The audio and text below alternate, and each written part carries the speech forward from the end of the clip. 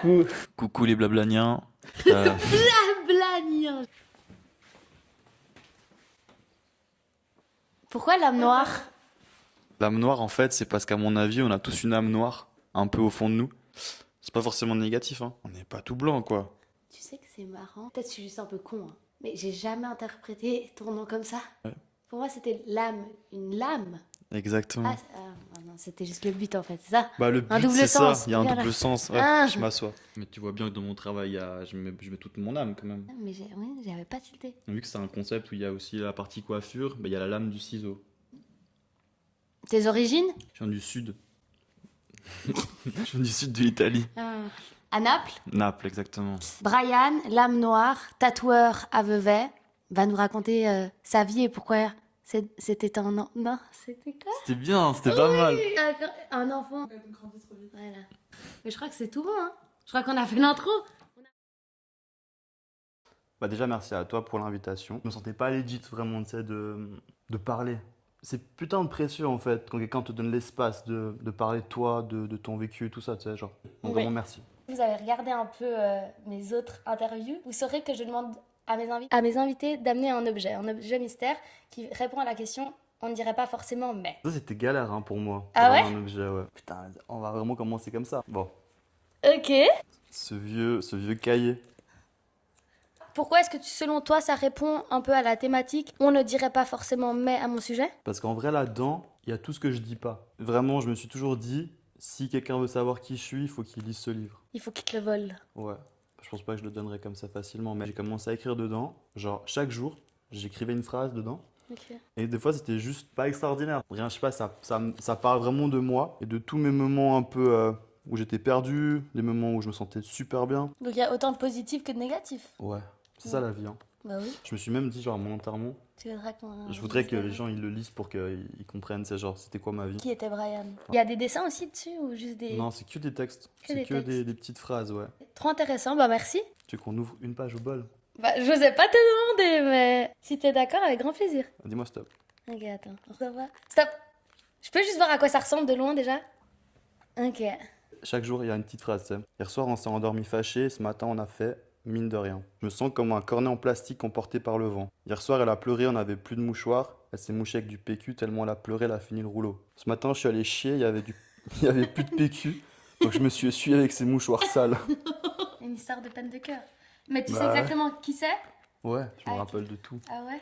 Ouais. Est-ce que tu penses que si tu j'écrirais? Si tu n'écrivais pas, tu te souviendrais? Non, mais tu sais que ça, en fait, c'est un méga moyen de me rappeler, en fait. Moi, ça garde une trace de ce que j'ai vécu. J'ai l'impression que c'est des photos. Tu Ah sais. ouais, Quand oui, j'écris, oui. je me rappelle du moment exact. C'est assez ouf. Mais j'ai aussi perso un cahier, enfin j'en ai Mhm. un. Mais justement, bizarrement, j'ai commencé il y a peut-être 2-3 ans. Toi, c'est beau parce que de ce que tu m'as expliqué, tu écris dessus aussi quand tu vas bien. Ouais, Moi, j'ai le réflexe d'aller écrire dessus que quand je vais pas bien. Je saurais pas dire pourquoi, hein. bah, c'est libérateur. Mais voilà, c'est libérateur. Mais genre, justement, si je retourne dessus, bah, il y a que du négatif. Hmm. Il y a pas de positif qui ressort dessus. Mais quand tu le lis maintenant, avec du recul, tu te dis, bah, j'allais mal, maintenant je vais bien. Ouais, c'est vrai. Pourquoi t'écris? Parce que on ne dirait pas, mais écrire est libérateur pour moi. Moi, j'ai écrit parce que quand je crie, on m'entend pas. Je pense qu'on est plusieurs à avoir plein de choses à dire. Des fois, à pas avoir les moyens de le dire ou pas savoir comment trouver les mots. Ça, c'est genre vraiment moi là-dedans. Et tu vois, on porte toujours un peu un masque, souvent avec les gens, avec la famille, nos amis, au travail. On est rarement toujours. Nu. Ouais, c'est rare, tu vois, qu'on soit méga transparent. Puis là-dedans, je sais qu'il me juge pas, mon petit cahier, du coup, je lui dis tout. Voilà, je pense que Et c'est c'est ça. marrant parce que moi je trouve que, au contraire de toi, donc si je peux me permettre pour me lier à moi, hein, mais justement, quand j'écrivais, quand ça allait un peu moins bien, bah des fois je me réalisais que je voulais pas écrire parce que ça donnerait vie vraiment au problème, de le mettre noir sur blanc. C'est aussi une façon de vider. Tu l'enlèves. Si vous avez déjà écouté certains de mes podcasts, vous verrez que la structure, le fil conducteur est souvent le même, mais pas dans cette interview en particulier. Et je vous laisse écouter pourquoi et comment. Brian, aujourd'hui, tu es assis sur ce canapé, devant, j'allais dire des caméras, c'est pas comme si j'ai le budget pour plusieurs caméras. Et le jour où je t'ai appelé, ou du moins qu'on s'est croisés et que je t'ai demandé de participer à mon podcast, t'étais un peu mitigé, que c'était pas du tout dans ta zone de confort. Ça aurait peut-être dû être la première question que je devais te poser. Qu'est-ce que ça te fait d'être ici aujourd'hui, du coup? Mais c'est cool. Et puis, comme je te dis, c'est aussi une chance de pouvoir avoir genre de l'espace et tout pour pouvoir parler. En fait, ce que je voulais dire par rapport à ça aussi, c'est que moi, je voulais un échange. Je voulais pas qu'on me pose une question. Parce que moi, je me nourris aussi des autres. J'adore, tu vois, entendre les histoires des autres, les opinions, d'avoir, tu vois, un avis sur qu'est-ce que tu penses de ce que moi je pense. Je trouve ça trop bien. Du coup, c'est pour ça que j'ai accepté. D'échanger. Ouais. Ok. Puisque tu t'es dit de base, c'est pas ta zone de confort, qu'est-ce qui t'a fait dire, ok, je vais accepter et je sors de ma zone de confort? Pour l'expérience, pour faire un truc différent.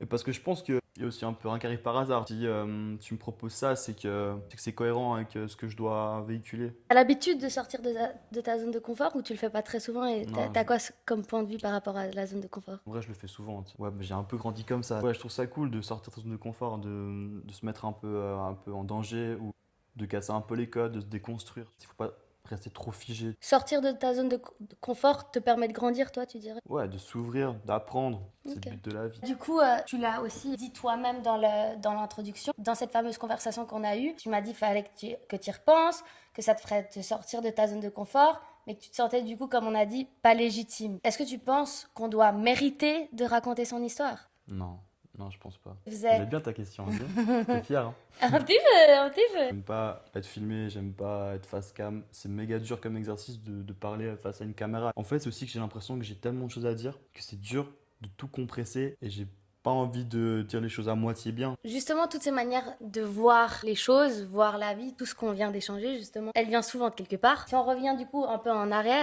c'est un peu le lien à la partie enfance. Qui était Brian, enfant? Pourquoi est-ce que aujourd'hui Brian, il pense comme ça, tu penses? Mais tu sais que ton podcast, il va pas être méga heureux, hein. Si t'as pas envie d'évoquer quelque chose, tu évoques pas quelque chose. Si t'as peur que ce soit pas happy, bah c'est leur problème, Isaac. À partir Bac. de l'enfant que tu étais, tu le décrirais comment? J'étais marrant. C'est que c'est important d'être marrant. Putain, c'était drôle, je te jure. Mais ouais, j'ai grandi trop vite aussi.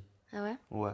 Mais ça, c'est aussi parce que d'où je venais, c'était important, c'était nécessaire. T'as dit Et, que t'étais un peu italien, c'est ça? ouais. De Napoli, t'as De dit. Naples, ouais. De Naples. Il y a eu des situations dans lesquelles j'étais et que je devais survivre en quelque sorte. Je devais trouver moyen d'aller de l'avant et tout. Et c'est vrai que j'étais un peu différent des autres. Et ça a été un peu dur quand j'étais plus jeune. Je me battais beaucoup. C'était un peu la loi du plus fort. C'était la jungle, il faut se faire respecter. Mais ça, quand tu dis ça, t'avais quel âge à peu près? Je sais pas, mais depuis très jeune, je me battais vraiment. Mais après, j'ai dû me canaliser un peu. J'ai fait du sport de combat pour que tu vois, ça se. Mais je me battais jamais pour voler quelque chose à quelqu'un. C'était de la défense. Ouais, c'est dent pour dent, je crois qu'on dit comme ça. Dans, Œil pour œil, dent pour dent. œil pour œil, dent pour dent. Mais j'ai toujours trouvé moyen de genre, buscar la vida, aller chercher la vie, trouver le moyen de m'en sortir. Mais tu te battais plus pour, comme t'as dit aussi, te défendre ou c'est toi un peu qui cherchais Je sais pas trop comment expliquer, mais ce père m'a toujours dit ça. Dans la vie, t'as rien sans te battre. Toujours dû me battre. au sens littéral ou... Bah moi je le prenais comme ça. En vrai ça m'a servi, ça m'a rendu aussi indépendant, autonome. Et tout ce que je voulais, bah j'allais le chercher. Après, plus t'as grandi, c'était juste se battre pour la vie. Ouais. Mon père c'est un bagarreur aussi, donc lui il parlait aussi des plans. Mais non, mais c'est dans la vie, faut pas se battre, hein. Vive l'amour. C'est pas le message que Fuck la guerre. que tu véhicules. Non, c'est sûr, il faut pas se battre. Mais il faut se battre pour ce que tu veux, pour ce que tu veux accomplir. Moi, je me dis, tu sais, on a qu'une vie. Et puis, je me battrai à la vie, à la mort pour ce que je veux. Puis, je le souhaite à tout le monde de pouvoir avoir la force et. La niaque. Ouais, genre, c'est maintenant qu'il faut avoir la rage de vie. Après, c'est trop tard. Demain, c'est déjà trop tard. Tu sais, hier aussi, c'est trop tard. C'est maintenant. Quand tu étais ado ou enfant, hein, tu t'imaginais faire quoi plus tard? En vrai, le tatou, ça a commencé très tôt. Il y avait ces chewing-gums là où tu pouvais coller. Les malabars.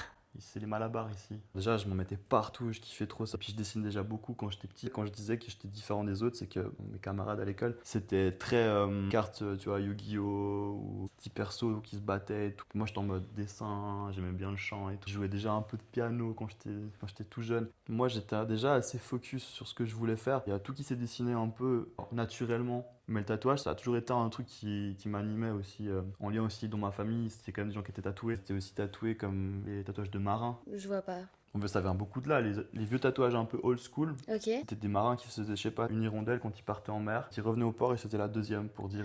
Je suis arrivé. Ouais, ils sont revenus. Puis moi, du coup, j'ai toujours eu la passion un peu de lire l'histoire des gens.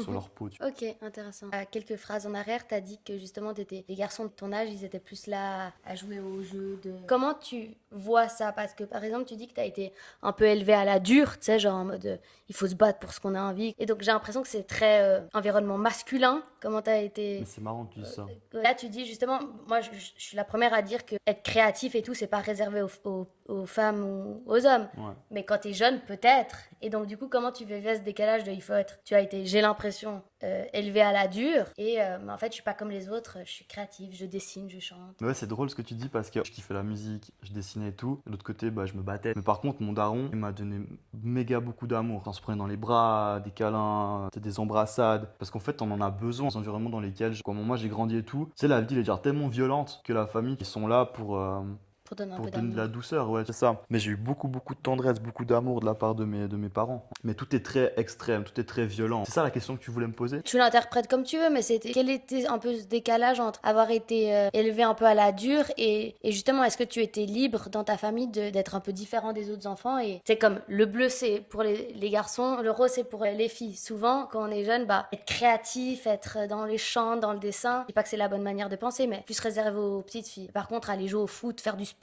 ça va être plus réservé aux hommes. Enfin, Ouais. aux hommes, aux garçons. Est-ce que tes parents, ils t'encourageaient à explorer ta créativité? De fou, ouais. En vrai, ils ont toujours vu que j'avais un truc très créatif. Mais je faisais plein de choses. Je faisais du foot aussi quand j'étais plus jeune. Ça, c'était mon père, il m'avait genre mis à 4 ans à faire du foot comme un bon rital. Tu vois. Tes parents, ils te poussaient à explorer ta créativité. Non. Ah non. En vrai, il me poussait pas à être créatif et tout. Mais je le faisais parce que j'en avais besoin. Tu vois, c'est un échappatoire, tu sais, la créativité. Mais là, en fait, maintenant, tu sais, ce qui me rend je suis assez content, c'est que, si tu veux, ma daronne a toujours dit, ah, il faut faire un métier un peu assez carré. Le bureau, c'est un métier sûr, il y en aura toujours. Et puis moi, j'ai toujours voulu vivre de l'art, peu importe comment. Et du coup, le fait que maintenant j'en vis depuis 8 ans, et ben en fait, genre, le truc qui me rend le plus heureux, c'est de voir dans ses yeux qu'elle est fière de moi, que j'ai réussi. Et qu'elle se trompait, et qu'en fait, on peut en vivre. Quel parcours as-tu suivi scolairement?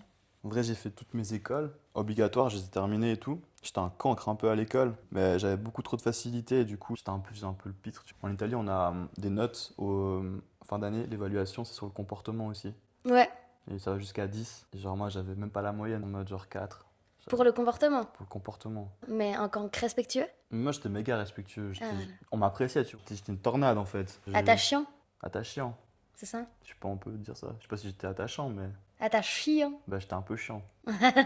Petit, on n'arrivait pas, on n'arrivait pas trop à me contrôler. Tu sais. Puis après, j'ai fait des tests d'entrée pour des écoles d'art. Vers quel âge? 16, je me suis fait recal d'une école parce que mon dossier il était trop. Si tu veux savoir, ils m'ont genre convoqué pour demander si j'allais bien, si je voulais voir un psy. Ah oui? Ouais. Juste en voyant ton art. Si je le dis pas, c'est important. Genre en vrai, je vis d'un métier artistique et j'ai pas fini les écoles. Mais quand j'ai fait les tests d'entrée, en fait, on avait dû faire un portfolio.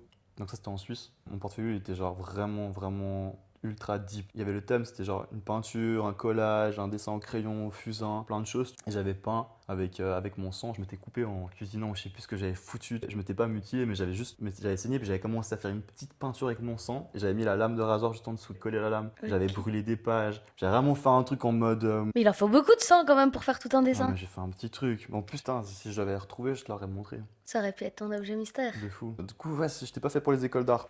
Enfin, j'étais pas fait pour les écoles de graphisme, communication. Moi, je voulais faire du graphisme de base. Puis au final, tant mieux. Genre, La vie a bien fait. T'as dit que depuis très jeune, même avec ces malabars, tu avais déjà cette envie du tatouage, mais est-ce que t'as la différence entre avoir cette envie et puis vraiment le faire du coup? Est-ce que t'as eu d'autres expériences professionnelles? Et du coup, quand j'ai été refusé par toutes les écoles d'art, je me suis inscrit dans une autre école sociale à Genève. Mon objectif, c'était faire art thérapeute. Je voulais faire des thérapies à travers l'art avec des jeunes en foyer. C'est ce que j'ai terminé par faire après avoir eu mon diplôme. C'était des jeunes en difficulté sociale, anciens sans-abri, anciens prisonniers, anciens toxicomanes. Et il y avait un des résidents qui était un ancien taulard. Et lui, il avait été en prison à Miami. Et en fait, il tatouait en prison. Puis moi, à cette époque-là, je tatouais déjà un peu avec ma machine, genre vraiment bas de gamme, dans des skateparks. Je tatouais des potes en soirée. Et en fait, lui, il me parlait un peu de ses expériences et tout, de prison, machin. Puis ça m'intriguait trop. Et je me suis dit, faut que je creuse un peu. Peut-être que je peux en faire quelque chose. Et puis je me suis mis à fond, en fait. Il m'avait montré ses croquis, ses cahiers et tout. J'ai commencé à m'acheter des cahiers. J'ai commencé à dessiner un max, créer un peu mon identité visuelle. Au début de quand je tatouais, genre je tatouais vraiment des tatouages de prison C'était des vrais dessins, parce que c'est ce que lui m'avait montré. Moi, ça m'inspirait trop. Comme un mentor. Ouais, exact. Sauf que lui, il était pas net. Mais ouais, du coup, ça m'a donné un peu la flamme pour creuser un peu et me dire que je peux peut-être en vivre et tout. Mhm. Et puis du coup, que je passais genre ma vie vraiment à dessiner des flashs, tu vois, des tatous, des dessins pour tatouer. Mhm. Je faisais que ça, même au travail là-bas, je me foutais dans le bureau, j'étais Mhm. même plus du tout dans ce que je faisais. J'étais là, je dessinais, et puis moi, ça m'obsédait en fait. Ça a commencé un peu comme ça. Qu'est-ce que ça a pris sur ce que tu ne voulais pas? Ce travail t'a permis de dire, ok, ça je veux pas. Il y a le truc que dans les établissements, moi j'étais assez en désaccord avec des manières de penser. Dans le foyer là de les jeunes un peu en difficulté sociale, dans la cuisine il y avait toujours un des résidents qui avait ses écouteurs et puis il dansait. Chaque fois qu'il dansait, tu vois, les infirmières lui donnaient plus de médic pour qu'il soit moins agité parce qu'il Mhm. était un peu hyperactif et tout. Alors que tu vois, moi j'étais en mode, mais c'est juste, bah, il se libère avec la musique, genre laissez-le vivre. Pareil chez WAM, je suis pas fou pour autant, je suis pas dans un Mhm. foyer, tu sais. Je sais pas, hein, c'est pas une question rhétorique. Est-ce que ça t'a aussi permis de dire, ok, bah, j'ai envie d'être à mon compte et pas travailler pour quelqu'un, ou ça a pas Ça, été... ouais, ça c'est sûr. Je retourne plus jamais travailler pour quelqu'un. Je comprends pas le fait de se casser le cul pour un gars qui s'en bat les couilles de ta gueule. Puis surtout, genre, t'es là, tant mieux, ça les arrange, tu vois. Quand t'es plus là, tout le monde s'en fout, on te remplace en 2-2. Là, quand t'es indépendant, ton frigo, s'il est vide, c'est pour ta gueule en fait. Et tu sais pourquoi tu te lèves, tu sais pourquoi tu taffes. C'est une autre motivation. Ça met du sens un peu aussi à ta vie. En tout Mais t'as cas, toujours eu cette âme entrepreneuriale, ou ça tu l'as plus découvert après ton expérience en haute école sociale? je suis pas du tout un businessman, je suis nul à entreprendre dans l'entrepreneuriat. Je suis vraiment nul. Je suis juste un petit gars qui dessine un peu des fois et qui écrit et je fais mon truc et je fais de mon mieux. Il faudrait pas ne pas vouloir le faire par la peur de se dire ah mais est-ce que je vais vraiment y arriver? En fait, fais-le, c'est tout. Fais-le et suis ton instinct. Ouais, tu sais, il y a pas besoin de grand-chose pour être indépendant. La paperasse, c'est chiant mais C'est toi qui la gères tout seul? là j'ai un fiduciaire.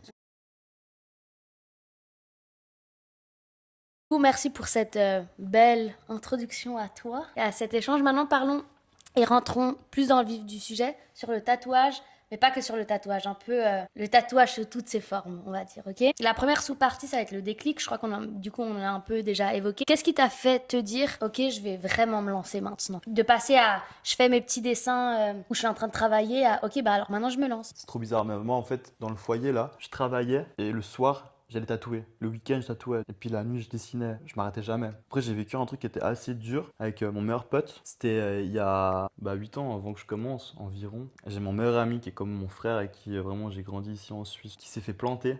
Coup de couteau dans la gorge au jazz, au Montreux Jazz. Ça a été vraiment une grosse claque Un gros choc. dans ma vie, ouais, un gros choc et tout. Et puis il est pas mort, il a survécu. Mais tu vois, j'étais quand même là. Puis en fait, c'était 10 gars qui étaient fonce-dés. Puis ils avaient envie de se battre ce soir-là. J'en sais rien, on les connaissait pas. Après, on est juste monté pour prendre le train. Ça a été tout très vite. Genre, ils lui ont sauté dessus, commencé à le taper. Puis un qui a sorti un schlass. Moi, Pour j'ai aucune vu. raison. Ouais, s'il y avait rien. Pendant au moins, je pense 5 secondes, j'étais choqué en mode, mec, il se passe quoi là? Je faisais ce que je pouvais. Je tirais un peu les t-shirts, je donnais des coups de genoux si j'arrive à donner des coups de genoux. Mais en même temps, je me faisais pousser. Moi, je criais. Puis c'était 10 sur lui. Ça s'est passé tellement rapide. Puis il s'est relevé sous adrénaline. Et puis il avait l'ouverture ici, le sang qui coulait. Et puis moi, je dis, mec, bouge pas. On a commencé à enlever la chemise, à lui faire un garrot autour de la gorge. Puis ça, là, je me rappellerai toute ma vie. Quand il était contre la voiture, moi, j'appuyais toutes mes forces. Puis je voyais dans ses yeux, je voyais qu'il était plus là. Je disais, mec, ça va aller, reste encore. En fait, ça va bien se passer, ils vont arriver, l'ambulance, machin. Et puis après cette agression-là, les semaines qui suivaient, les mois qui suivaient, en fait, au travail, je me disais, je suis en train de m'occuper des gens. Et genre, moi-même, je suis pas bien, tu sais. Je pense qu'on peut pas être bien avec les gens si on n'est pas bien avec soi-même. Demain, ça peut s'arrêter aussi. Subir ta vie et pas la vivre. Ouais, t'es en mode, mec, maintenant, c'est maintenant qu'il faut que je fasse les choses. Et ça m'a vraiment donné le déclic de me dire, bah, on a qu'une vie, c'est maintenant. Bah, en fait, il y a rien qui arrive par hasard. Ça veut dire que si j'ai dû vivre ça, c'était pas pour rien. Puis lui aussi, s'il a dû vivre ça, c'était pas pour rien. T'as fait une autre école sociale, t'as appris avec ton mentor, mais est-ce que t'as eu une formation tatouage? Non, j'ai été formé genre à l'hygiène salubrité. Ah, mais donc t'as une C'est- formation en Ouais, tatouage, ouais, mais je suis pas formé. C'est genre sur une semaine, ça. une certification, Ouais, exact. T'as une attestation une que attestation. t'as. En papier. Voilà. Maintenant, comment est-ce que tu décrirais ton style? Après, on va aller plus en profondeur dans ce genre de questions, mais là, Ok. en quelques mots. C'est dur à dire. J'ai essayé tellement de fois d'essayer de décrire ce que je fais. À l'époque, j'ai un style plus minimaliste, fine line un peu.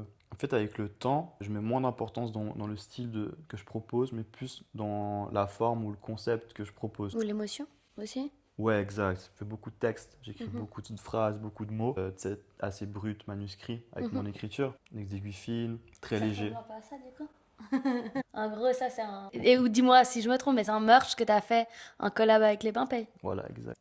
Euh, Quand tu t'es lancé et t'as eu ce fameux déclic, tu te sentais prêt? Enfin, c'était quoi à l'intérieur, intrinsèquement? Tu te sentais comment?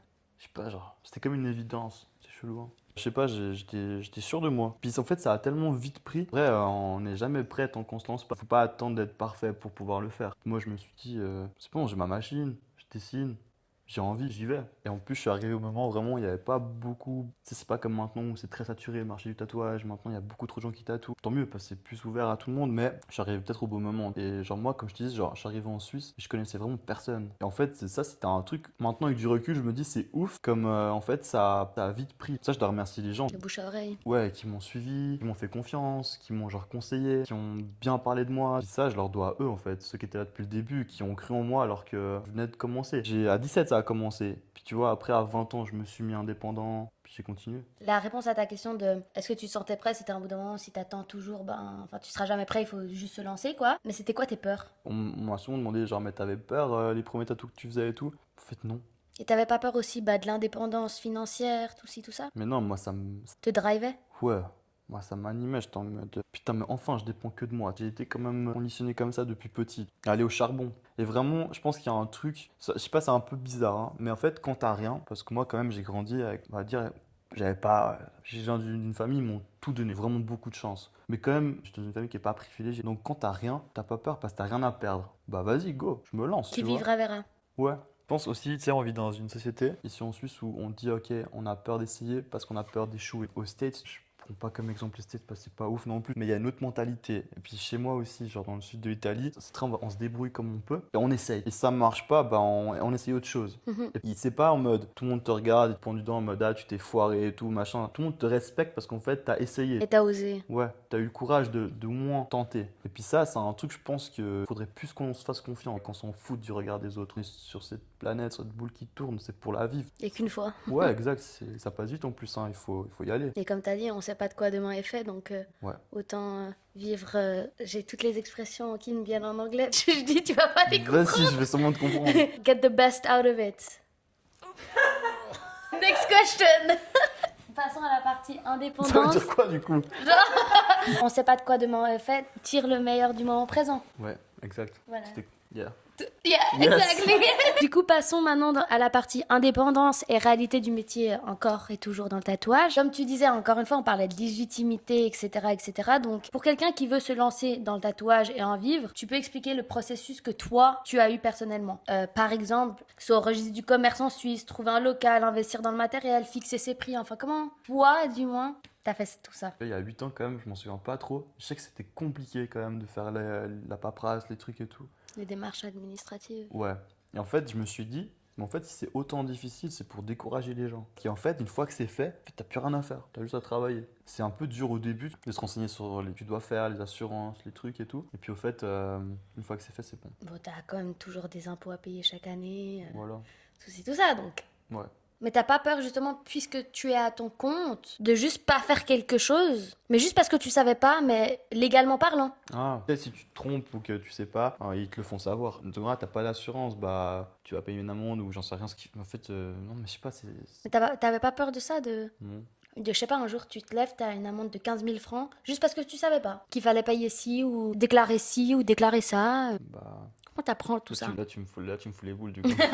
Mais donc tu saurais pas dire, par exemple, comment t'as appris à fixer tes prix, comment t'as appris à quel matériel utiliser ou pas. Ouais, j'ai eu la chance d'avoir un deuxième mentor pendant genre très peu de temps, genre même pas 6 mois, parce que malheureusement il est décédé. Et du coup, j'ai dû un peu me débrouiller seul après pour la suite. Mais en fait, il m'avait tenu un premier, je me rappelle, dans un tote bag. Il m'avait foutu tous les trucs qu'il fallait, mis un peu en vrac comme ça. Il m'a dit, ça c'est ton inventaire. Puis à chaque fois, en fait, du coup, j'avais ce sac que j'ai encore en plus. Du coup, je regardais ce que je devais prendre et je faisais une commande. Puis je prenais mon matériel, ce que j'avais besoin. Puis après, à fur et à mesure, tu rencontres d'autres gens du milieu. Moi, j'ai beaucoup appris en échangeant avec d'autres personnes. T'as appris par D'autres exemple sur tatoueurs. YouTube et tout Non, ou pas? trop. Non. Non. En vrai, j'ai même jamais tatoué sur des fausses peaux. Direct fait sur mes cuisses.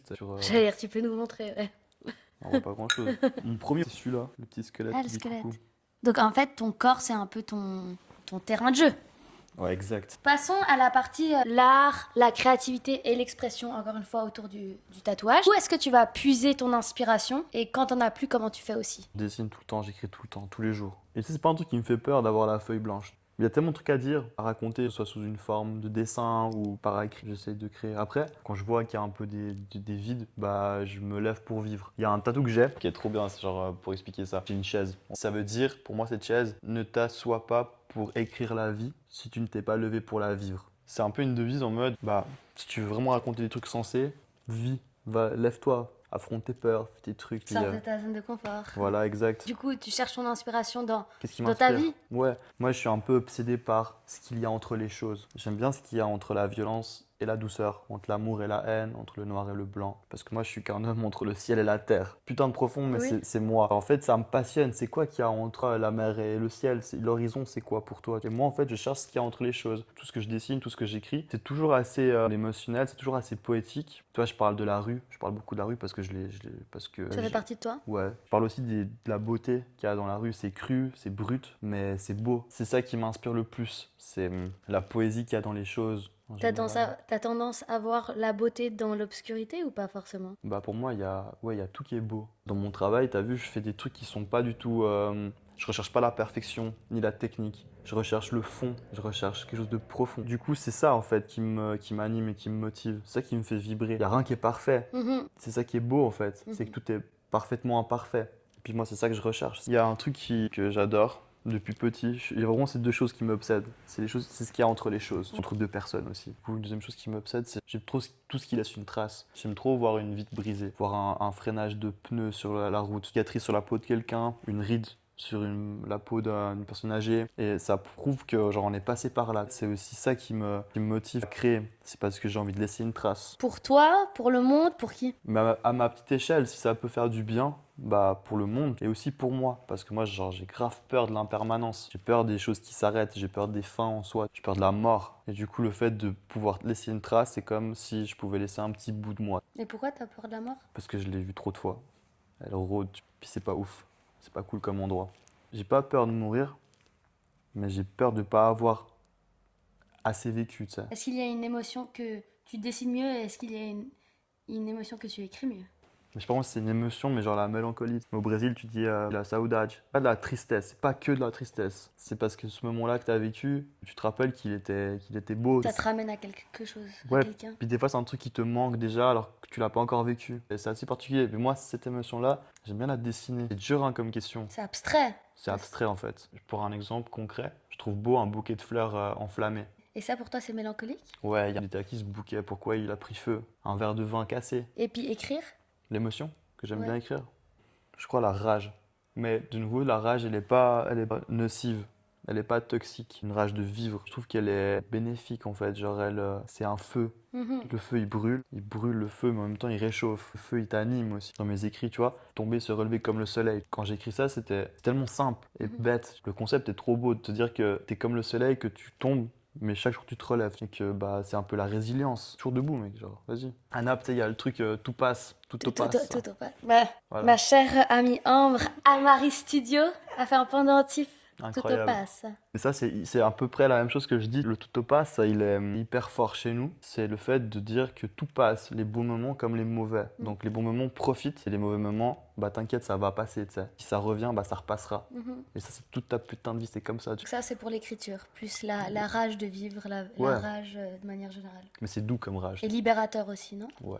Est-ce que selon toi, tu crées mieux quand t'es heureux ou quand t'es triste? En vrai, aucune deux émotions. Je suis un peu ski sur ça, genre constamment dans des hauts et des bas. Je crois dans les deux cas, il y a des choses à dire. Petit cahier, j'écris sur tout le temps, ça va quand ça va pas. Et je crois que c'est normal. Il y a toujours un petit fond un peu, je suis perdu. Même quand je me sens bien, je me dis pourquoi je me sens autant bien. Mais moi, il y a un truc qui m'a vraiment fait avancer dans la vie. La vie, c'est comme les pulsations du cœur. Il y a des hauts et des bas. Vraiment, les pulses, c'est ça fait pip pip comme ça. Le jour où c'est plat, c'est quand t'es mort. Donc la vie, c'est normal qu'elle soit genre faite de hauts et de bas. Bah, on prend tout ce qu'il y a. Là, on voit une collaboration que tu as fait avec les Bains Paye.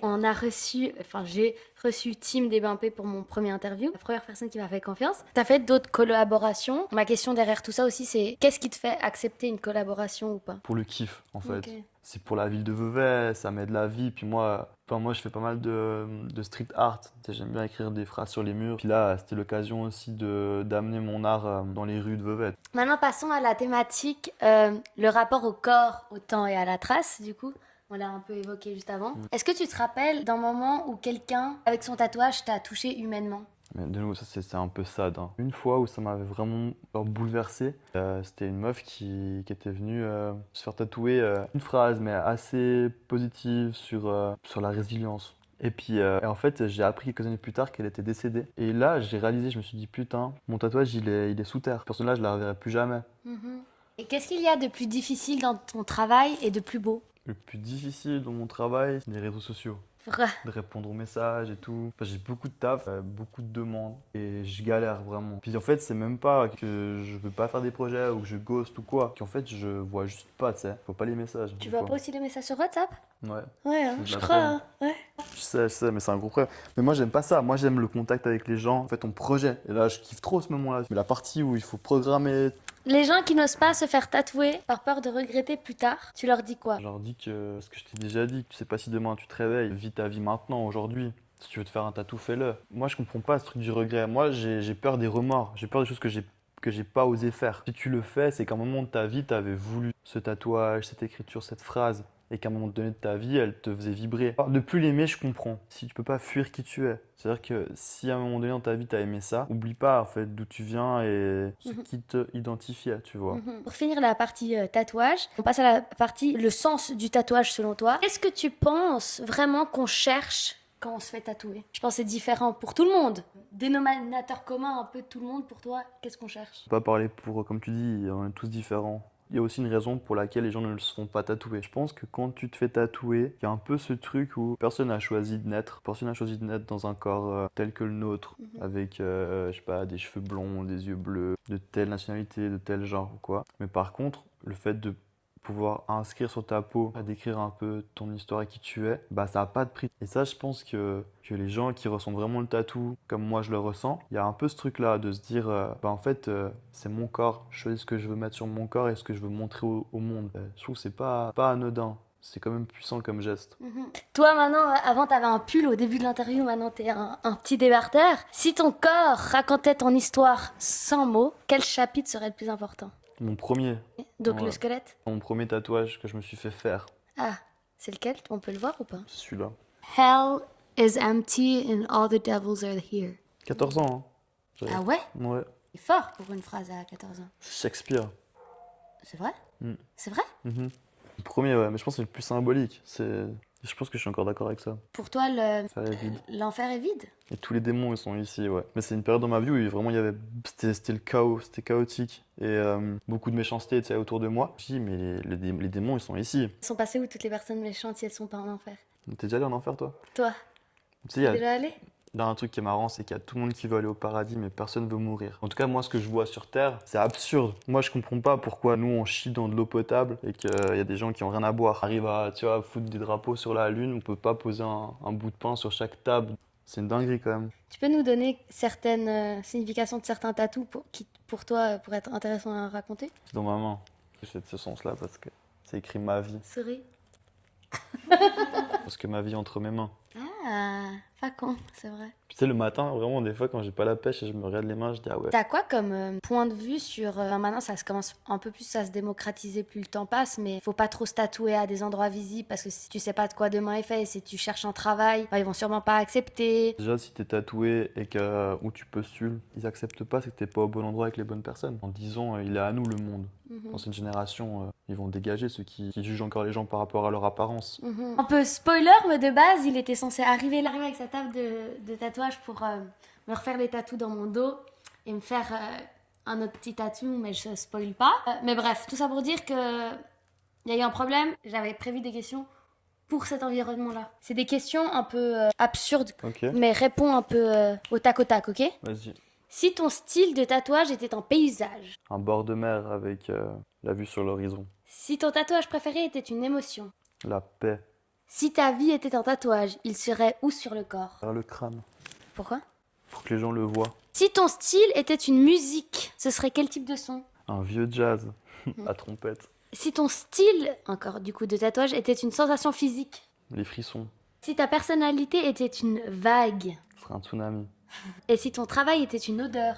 Le miel, C'est doux. toujours l'image du miel et d'une abeille qui se noie dans le miel, dans son propre miel. Ah ouais, du coup, on n'avait pas du tout la même interprétation. Non. Pour finir un peu cette interview, on passe à la partie passion. Donc on finit la partie tatouage. Ok. En dehors du tatouage, est-ce que tu as d'autres passions? Il me semble, si j'ai fait mes petits devoirs, qu'il y a du surf là-dedans, il y a de l'écriture ou de la poésie, du foot, de la musique. C'est déjà pas mal. T'en as d'autres? Non. Non? Certaines que je t'ai énumérées ne sont pas des passions? Bah, je sais pas vraiment, c'est des loisirs, des hobbies. Mais la passion, c'est un mot qui est fort quand même. Ouais. Ça veut dire quoi, passion? Justement, c'est fort. Ce qui t'anime le plus, mais pas en mode... Enfin, tu ne pourrais pas vivre sans, en guillemets. Enfin, tu pourrais vivre... Ouais, c'est vrai que c'est bon.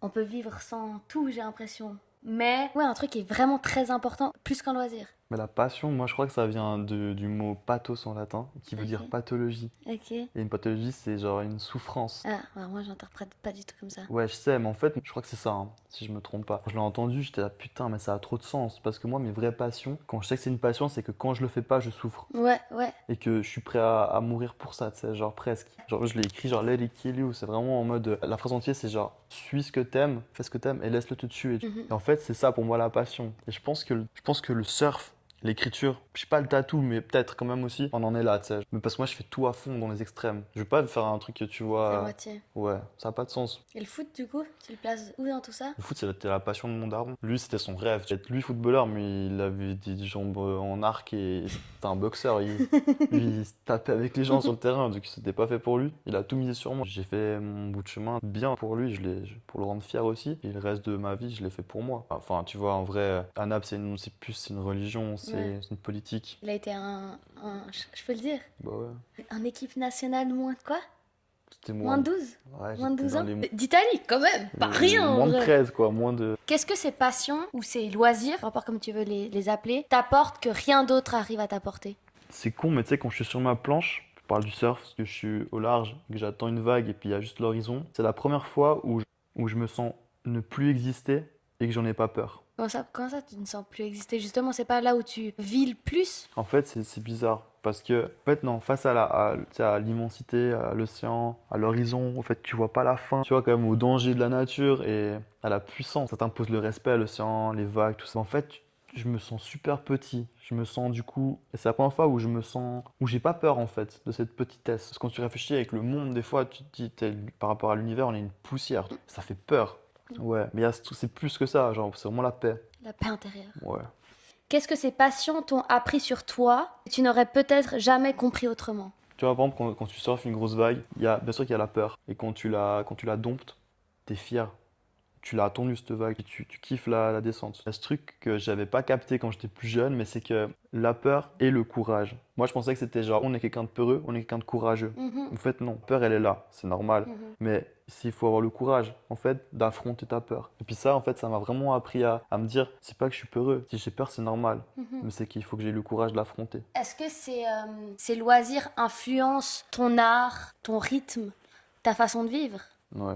Comment? Quelqu'un qui ressent déjà tout fois 1000 et de vivre ça sans retenue, ça influence grave sur mon art, sur ce que je fais. En plus, moi je dis mon art, mais ça m'énerve de dire ça. Ouais, sur ce que j'écris, sur ce que je dessine. Vivre intensément. Ouais, c'est ça ou rien. Et tu penses que c'est, entre guillemets, une bonne manière, enfin, de vivre les choses? Je pense pas qu'il y a une bonne façon de faire, mais je pense que d'où je viens, c'est comme ça que ça se passe, c'est comme ça que j'ai appris. En Italie, tu dis amore pour dire amour, Mhm. et à Naples, tu dis amore avec deux M.